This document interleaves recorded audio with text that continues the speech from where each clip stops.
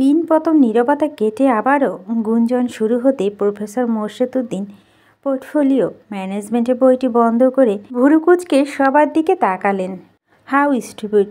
আবারও তোমরা আমার সাথে মশকরা শুরু করেছ? গালে হাত দিয়ে মেহুল বিড়বিড়িয়ে বলল, ধুর, টাকলা ভ্যাবা করিস না তো ভাই, টেনশনে মরে যাচ্ছি। শান্তা বলল, আমাদের স্কুলে বাচ্চা পেয়েছে এই টাকলা। এইসব কুটনামি করেই তো মাথার সব চুল গেল। প্রফেসর মোর্শেদ সময় ফুরিয়ে আসতেই নোট নিয়ে বেরিয়ে যাওয়ার সময় দেখলেন দরজার বাইরে এক পা দুপা করে পায়চারি করছেন সদ্য জয়েন হওয়া প্রভাষক। মোর্শেদ উদ্দিন কপালে এক পাশে চুলকে বলেন, ও আরেকটা কথা, আজকে ফাইন্যান্সিয়াল অ্যানালাইসিস অ্যান্ড কন্ট্রোল নতুন স্যার পড়াবেন। ফারদিন সাহেব, আসুন আসুন, আমি আজকে ওদের একটু বেশি পড়িয়ে দিচ্ছি। ভীষণ অসভ্য এরা, নতুন স্যারের সাথে যেন ভণ্ডামি না করে। অভিক ভিতরে প্রবেশ করে হাসল মৃদু। সবাই তখন দাঁড়ানো। সুজনা, মেহুল আর শান্তা একেবারে লাস্ট। প্রথম দু বেঞ্চ ছাড়া যাদের দেখা যায় না তারা একদম শেষের ব্যাপারটা অনেকের কাছে আশ্চর্য। মেহুল গুনুগুতে মেরে বলল, আমি তোকে বলেছিলাম এই ক্লাসটা করব না, শুনলি না তো? সুজনা বলল, বেরোনোর সুযোগ পেলাম কোথায়? আর উনি কি বাঘ নাকি? দেখ, আজ না হোক কাল তো ওনার সাথে দেখা হবেই। প্লিজ একদম মাথা খারাপ করিস না। শান্তা বলল, হাই ভার্সিটিতে সব হ্যান্ডসাম হ্যান্ডসাম স্যার আসতেছে কেন? এই ব্যাটা তো এখন বেশ অর্ধেকে ক্রাশ হইয়া যাইব, সবাই ক্রাশ খাইয়া কিছুদিন পর ফাঁসও খাইব। মেহুল হেসে উঠল। সুজনা বলল, এবার চুপ যা। প্রফেসর মোর্শেদ উদ্দিন আবিককে দেখে সবার উদ্দেশ্য বললেন, এভরিওয়ান, তোমাদের নতুন স্যার কিন্তু ভারী মিষ্টি। তোমরা যদি ওনার কাছে কালার হয়ে যাও তাহলে বলতেই হবে আমার টা খাওয়াটাও একমাত্র কারণ তোমাদের মতো স্টুডেন্ট।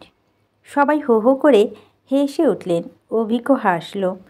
উনি অভিকের সাথে হাত মিলালেন, অন্য হাতে কাঁধ চাপড়ে বললেন, আসি হ্যাঁ, অল দ্য বেস্ট।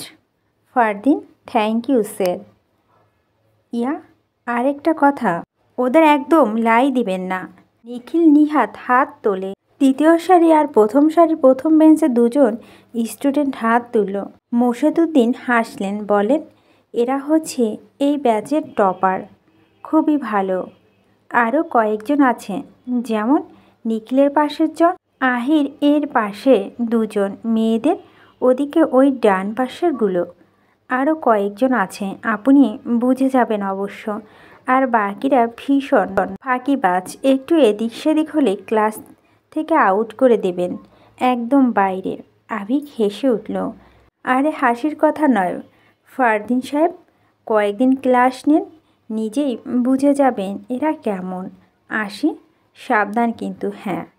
আবিক মৃদু হেসে মাথা দুলিয়ে, ইয়েস স্যার। মোর্শেদ উদ্দিন যেতেই আবিক সামনে 100 ডেস্কের দু হাতের ভর দিয়ে সামনে দৃষ্টিপাত করল। নিহাত আর নিখিলকে উদ্দেশ্য করে বলো, বসুন, স্যারকে নিশ্চয় ভীষণ খ্যাপান আপনারা। সবার ঠোঁটে হাসি, যার মানে হ্যাঁ। এনিওয়ে, আমি আজ বেসিক কিছু থিওরি পড়াবো। আপনারা এলডি স্ক্রিনে তাকান। শান্তা ফিসফিস করে বলল, মা গো মা, উনি তো আসা মাত্রই পড়া শুরু করে দিয়েছে। একটু পরিচিত তো হবে। হ্যাঁ, ডিউটির মায়েরে বাপ। সুজনা বলল, চুপ কর, এদিকে না আসলেই ভালো। এখনও তো বলছিলি যে কেন ভয় পেতে হবে ওনাকে, এখন অন্য কথা বলছিস।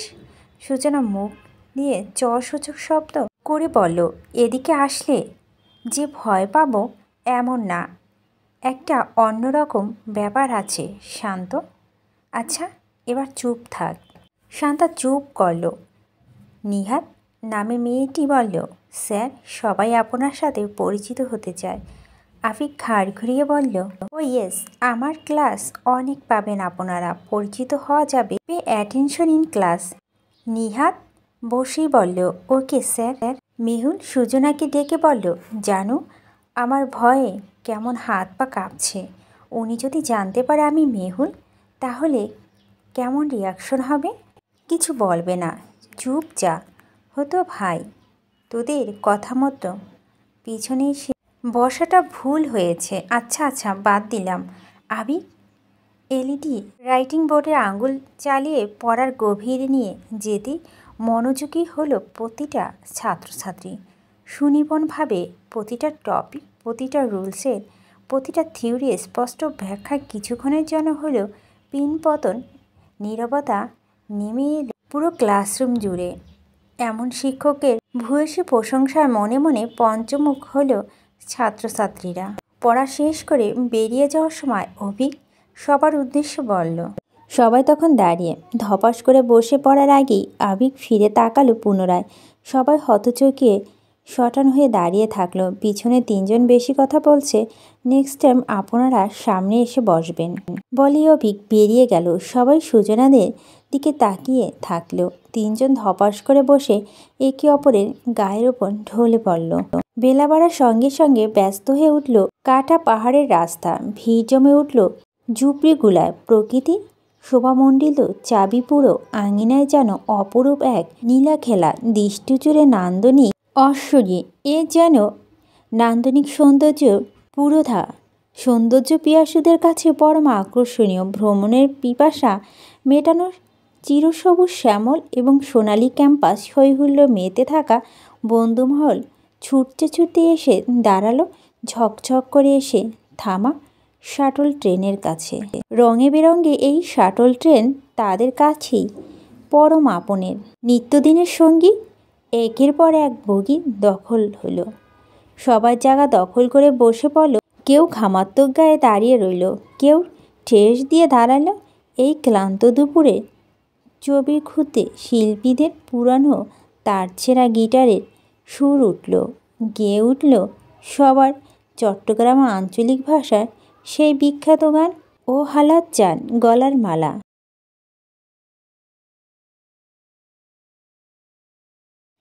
হাতের তালি আর মাথা দুলিয়ে সুর মিলে সবাই গেয়ে যেতে লাগলো। গিটারের আঙুল চালাতে চালাতে হাতের কবজি দিয়ে হাতের উল্টো পাশ দিয়ে ঘাম মুছে পাশে তাকাতেই নিখিলের চোখ পড়ল ক্লাসের টপারের দিকে। তার সাথে অঘোষিত শান্তিযুদ্ধ চলতে থাকা সেই মানবীর দিকে। চোখ সরু করে তাকাতেই নিহার চোখ সরিয়ে খোলা জানালার বাইরে চোখ নিবদ্ধ করল। তার উড়ে চুল কাউকে বিরক্ত করছে তা দেখার সময় তার নেই। তার পাশে বসেছেন কেন? বন্ধুরা সবাই ফিস ফিস করল। দোস্ত, টপার প্লাস টপার অ্যাকুয়াল কি হয়? নিখিল দাঁতে দাঁত চেপে বলল, ডাফার হয়। সবাই আবারও হো হো করে হাসিতে মেতে উঠল। সুজনা আর মেহুল আসার সময় ট্রেন মিস করায় নিউ মার্কেট থেকে বাসে করে চলে এসেছিল, কিন্তু যাওয়ার সময় তো আর মিস করা যায় না। 52 মিনিটের এই পথটা তাদের কখনো যে ফুরিয়ে গেল ক্ষণাক্ষরে টের পেল না তারা। ঝকঝক করে সেই শাটল থেমে যায় শহরের বটতলী রেলওয়ে স্টেশনে এসে। দলে নেমে পড়ল সবাই আর মিলিয়ে গেল ভিন্ন ভিন্ন পথে। কাল সকালে তাদের আবারও দেখা হবে ঠিক এই স্টেশনে। তারাও যে এই শহরের মানুষ। রোদ ছাটাটা বন্ধ করে 16 শহরের 2 নম্বর গেটের সেই কাঙ্ক্ষিত বাড়িটি গেট ঢেলে ভিতরে পা রাখল সুজানা। এই নীল গগনের শেষ বিকেলে ক্লান্ত কর্মঠ কাকপক্ষীগুলো যখন নিড়ে ফিরছে সুজানা তখন পড়াতে এসেছে নবকুটিরে। সূর্যিমামা তখন ভারী পরিশ্রান্ত। বেলা করে পড়াতে এসেছে সুজনা। ভার্সিটি থেকে ফিরে খেয়ে দিয়ে যে শুয়েছিল, চোখটা লেগে গিয়েছিল। কি এত জ্বালা! এই টিউশনিটা কন্টিনিউ করতে পারবে না মনে হয় না তার। বাড়ির দক্ষিণ পাশে কাজ করেছে বাগানের মালিক। সুজনা হাসল মালির সাথে। তারপর বাড়ির ভিতরে পা রাখতেই দেখল শার্ট কোট পরা কয়েকজন লোক বসে আছে। সুজনাকে দেখে কেমন কৌতূহল চোখে চাইল। আসাদ সাহেব কিছু একটা বলতে ওনার মাথা দুলিয়ে নিজেদের কাজে মনোযোগ দিলেন। দোতলায় যাওয়ার পথে অভিকের সাথে দেখা হতেই বুকের ভিতর ধুকপুক করে উঠল তার। আজ ক্লাসে নিশ্চয় উনি সুজনাকে লক্ষ্য করেছিলেন আর ফিসফিস করাতে বিরক্ত হয়েছিলেন। অভিক নেমে আসতে আসতে জিজ্ঞেস করল, কেমন আছেন সুজনা? সুজনা মাথা নেড়ে ভালো আছি বলার আগেই অভিক নিচে গিয়ে লোকগুলো সাথে হাত মিলিয়ে খোশ গল্পে মেতে উঠল। সুজনা দ্রুত পায়ে চালিয়ে চলে গেল। অনা আর আদিপ টেবিলের ওপর বসে বসে কার্টুন দেখছে। সুজনা বলল, এ কি, এখানে কেন? আবার দুজনে সমস্বরে সালাম দিল। আসসালামু আলাইকুম টিচার। আলাইকুম সালাম। কি ব্যাপার? অনা বলল, সুজান আজকেও আমরা এখানে পড়ব। সুজানা চেয়ারে গিয়ে বসল। গাল টেনে দিয়ে বলল, কে বসিয়ে দিয়েছে এখানে? অভি। ও। আদিপ সুজানার দিকে ঢ্যাপ ঢ্যাপ করে তাকালো। বলল, সুজান দেরি করছো কেন? কান ধরো। সুজনা বড় বড় চোখ করে চাইল। বলো, হ্যাঁ আমি? হ্যাঁ, অভি বলেছে টিচার দেরি করলে পানিশ দিতে। সুজনা হেসে বলো, কানে না ধরলে কি করবেন? আভিকে বলে দিব। আচ্ছা, উনি কি করবেন? আভি আর অনার মতো আদর করবে না। সুজনা কপাল চাপড়ে বলল, মাফ করেন আমায়, আর দেরি করব না ভাই। মর্জিনা এসে ট্রে রেখে গেল। সুজনা দেখল চায়ের বদলে কফি আর 2 রকমের নাস্তা। সুজনা কিছু জিজ্ঞেস করার আগেই মর্জিনা বলল, ছোটবাবু বলেছে তোমারে চায়ের বদলে কফি দিতে, তাই বড় বউ কফি দিয়েছে, খাইয়া লও। সুজনা খেলো কোনো উপায়ন্তর না দেখে। তবে আগের মতো এত খারাপ লাগলো না। সুজনা পড়ানো শেষ করে ড্রয়িং রুমে আসতেই দেখল নতুন শাড়ি পরা কয়েকটা ভদ্রমহিলা। নিশ্চয় বেড়াতে এসেছেন ওনারা। পুরুষ মানুষ কাউকে দেখা গেল না অভিক আর আহনাব ছাড়া। আহনাব সুজনাকে দেখে জানতে চাইল, কেমন আছেন সুজনা? ওরা ঠিকঠাক পড়ছে তো? হ্যাঁ পড়ছে ভাইয়া, দুষ্টুমি তো করবেই, এখনও ছোট তাই। বলতে না বলতেই অনা আর আদিপ ছুটে এসে বাবার পাশে গিয়ে বসলো। আহনাব বলল, এই তো চলে এসেছে। আবিক সুজনাকে গাড়িতে তুলে দিয়ে আয়। আবিক মাথা তুলে সুজনার দিকে তাকালো। সুজনা বলো, না না আমি চলে যেতে পারবো ভাইয়া, সমস্যা হবে না। আমাকে ম্যাডাম কেন ডাকছিলেন? আবিক চোখ নামিয়ে ফোনে মনোযোগ দিল।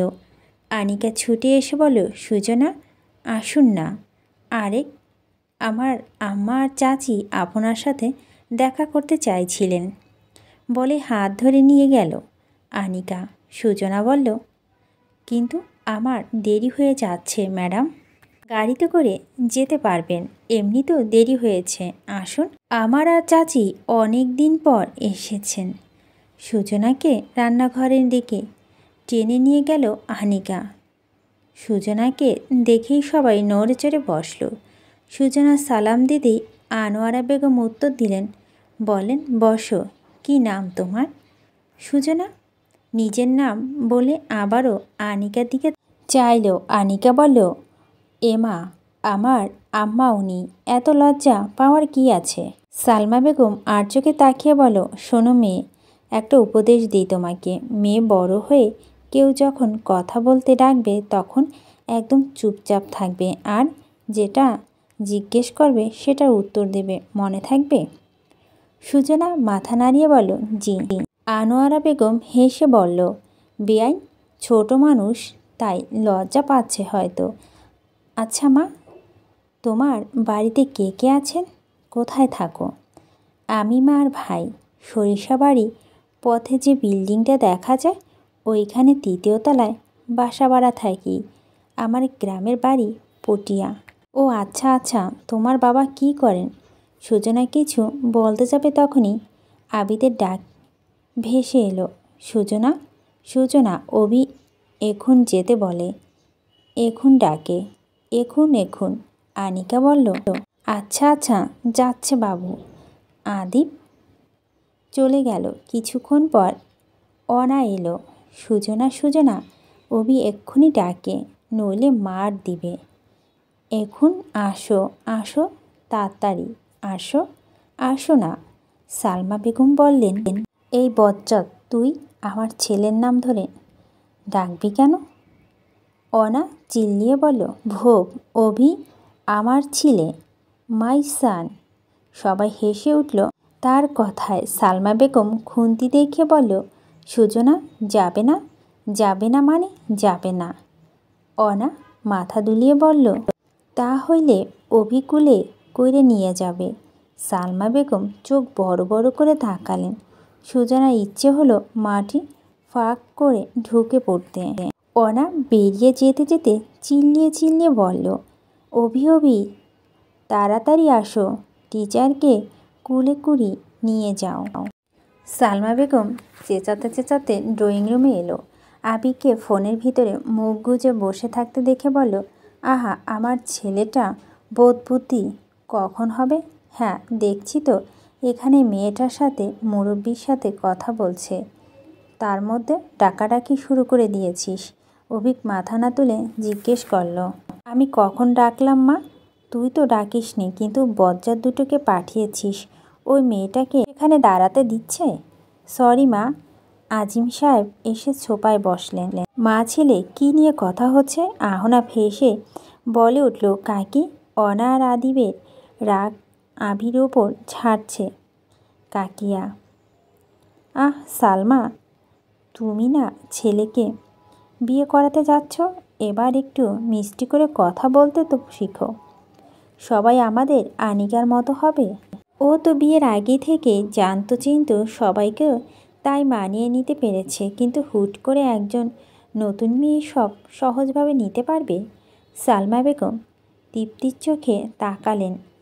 আজিম সাহেব বললেন, আচ্ছা বাবা, তুমি তোমার কাজে যাও, আমরা কিছু কথা বলি। আবিক, তোমার হাতে সময় থাকলে বিজনেস ডিটেলসটা ব্যাপারে কিছু বলতে চাই।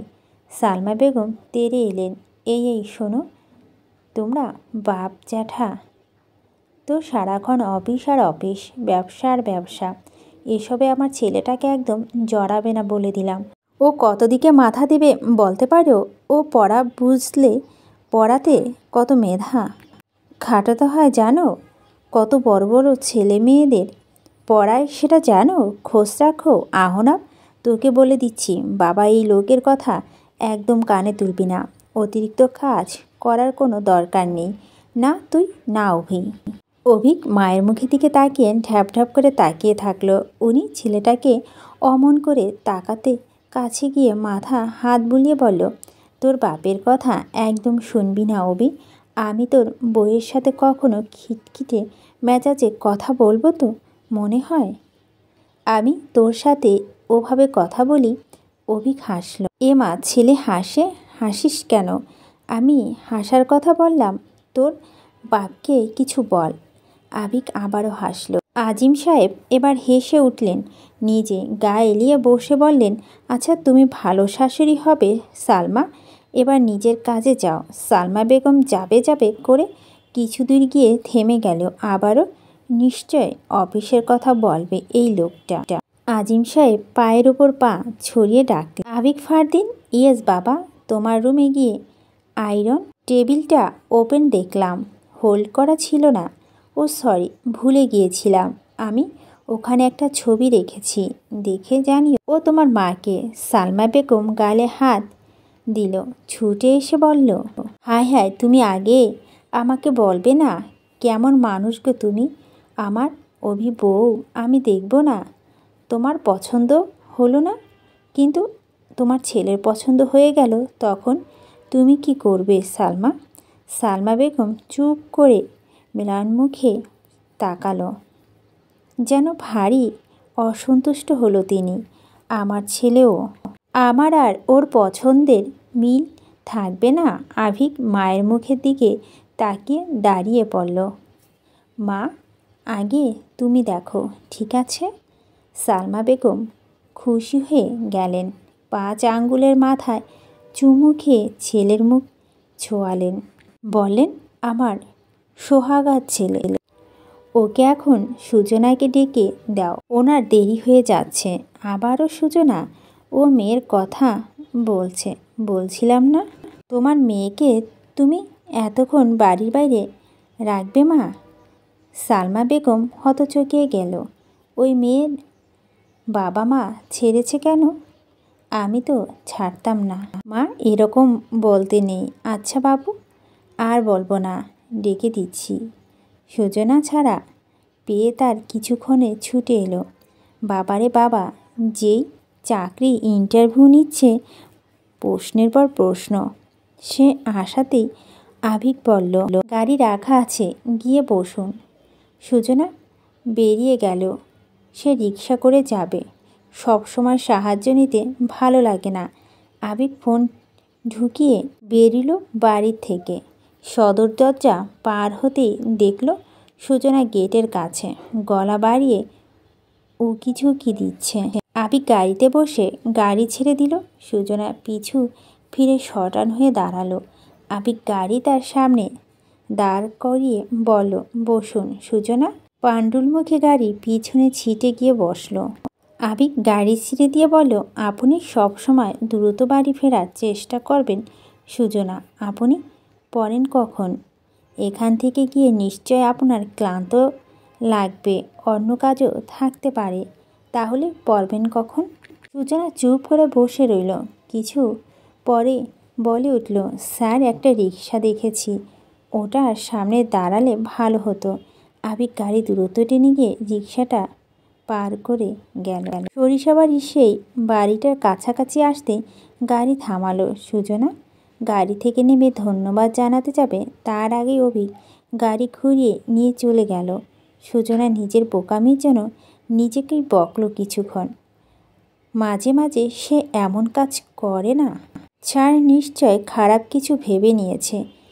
গেট ঠেলে বাসার দিকে যেতে যেতেই দক্ষিণ বিল্ডিংয়ের বারান্দা থেকে একজন মহিলা উকি দিল, কি গো সুজনা, আজকাল গাড়িতে চড়ে চড়ে চলছে? সুজনা হেসে এগিয়ে গেল। বাড়িতে পা রাখার সাথে সাথে সাজিয়া বেগম বললেন, গাড়ি দেখলাম আজকে ওদের গাড়ি করে এলি। ওদিকে রিক্সা পাওয়া যায় না আম্মা? এসব দেখে তো টিউশনি পড়াতে পারবো না, ঘরের ভিতর বসে থাকতে হবে। সাজিয়া বেগম মেয়ের পিছু পিছু ছুটলেন। বলেন, রাগ করছিস কেন? মানুষ তো আমাদের কথা শোনাতে বাধে না। তুই সাবলীকা, তাই আমার চিন্তা হয়। টিউশন বাদ দে, এটা বলার ক্ষমতা থাকলে তখনই বলে দিতাম। তোর বাপ তো আমার হাতে দুটোকে দিয়ে চলে গেল, একা কত দিক সামলাবো। সুজনা মায়ের দিকে ফিরে তাকালো। উনি মেয়েকে পিছু করে দাঁড়িয়ে চোখের জল আড়াল করলেন। সুজনা মাকে পিছনে জড়িয়ে ধরল, বলল, ও আম্মা, তোমার মেয়ে এমন কোনো কাজ করবে না যাতে তোমাকে কথা শোনার লাগে। ওনারা খুব ভালো মানুষ জানো, আমাকে একা ছাড়তে চায় না। তার উপর আজ সন্ধ্যা নেমে গেল। আচ্ছা ঠিক আছে, একটা কথা জিজ্ঞেস করবো? বকো না কেমন, বল। আব্বা তোমাকে কত তাড়াতাড়ি একা করে চলে গেল না? তোমাকে কেউ আর বিয়ে করতে বলেনি? সাজিয়া বেগম মেয়েকে সরিয়ে দিলেন, বললেন,